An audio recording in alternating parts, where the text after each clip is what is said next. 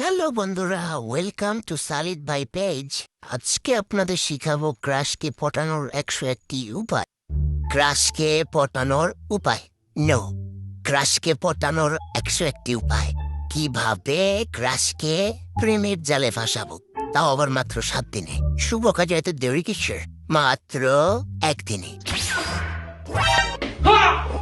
সুধী ভক্তবৃন্দ এবং বঞ্চিত বাঞ্চোদরা, গালি দিচ্ছে কেন? তোমাদের ক্রাশ কি তোমাদের পাত্তা দেয় না?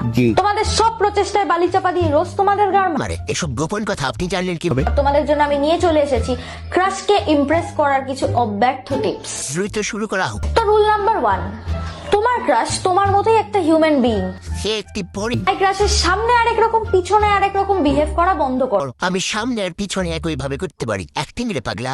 এরপর রুল নাম্বার 2, কারোর উপর ক্রাশ খেলে তাকে কোনোদিন বুঝতে দিও না যে তুমি তার উপর ক্রাশ খেয়েছো। ক্রাশ খাওয়ার আগে আপনার এই ভিডিওটা দেখার দরকার ছিল। নিজেকে কন্ট্রোল করো।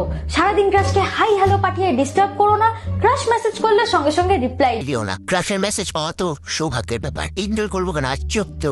এন্ড মনে রাখতে হবে, ক্রাশকে ইমপ্রেস করাটা তোমার গোল নয়, ক্রাশকে ইমপ্রেস করে ক্রাশকে দিয়ে প্রপোজ করানোটা তোমার। মেইন গোল।